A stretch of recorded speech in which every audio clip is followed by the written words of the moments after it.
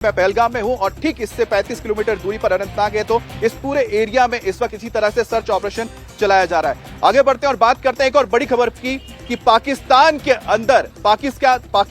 अंदर खलबली है और पाकिस्तान के जनरल मुनीर की जो फौज है वो डरी हुई है इस बात से कि भारत की जो सेना है वो किसी भी वक्त सरहद को पार करके एक्शन कर सकती है। और यही वजह है कि अब सियालकोट, जो जम्मू के बेहद ही करीब का इलाका है, सियालकोट और बड़ा शहर है, यहां पर इस वक्त काफी तेज हो गई हलचल। पाकिस्तान की ओर से यहां पर टैंक रेजिमेंट्स को लगाया गया है, टैंकों की यहां पर तैनाती कर दी गई है और टैंकों की मूवमेंट से पता लगता है कि इस पाकिस्तानी फौज के अंदर कितनी खलबली है।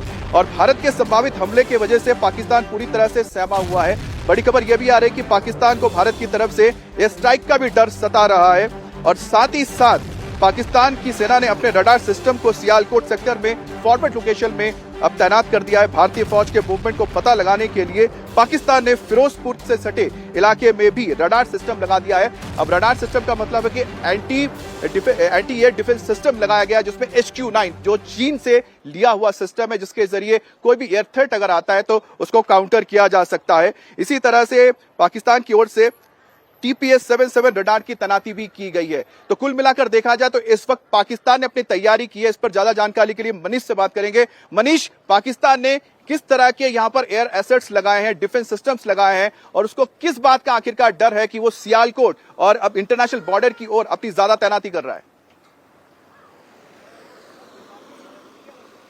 अमित, अखनूर से लेकर लखनपुर तक का करीबन 224 किलोमीटर का एरिया है।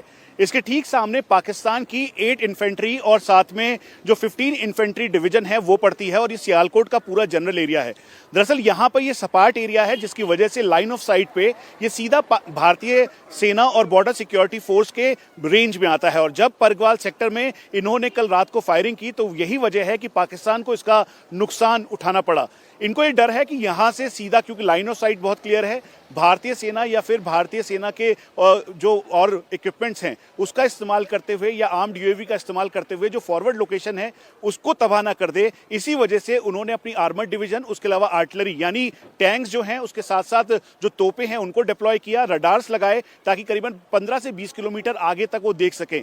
लेकिन इस समय भारतीय सेना के टॉप सोर्सेस के मुताबिक वो इसको निगरानी कर रहे हैं, इसको मॉनिटर कर रहे हैं और सियालकोट की 8 इन्फेंट्री डिवीजन जिसके ऊपर जिम्मा पूरा इस एरिया का है, दरअसल उसको पूरी तरह से ब्लॉक कर रखा है ताकि अगर वो फायर करते हैं तो उसका जवाब दिया जाए, जो उनके रडार्स देखते हैं तो उसे ब्लॉक किया जाए, उसके साथ साथ जो उनकी मूवमेंट है उसको पूरी तरह से लाइन ऑफ साइट में यानी जो हमारे हथियार हैं उनकी रेंज में है वो।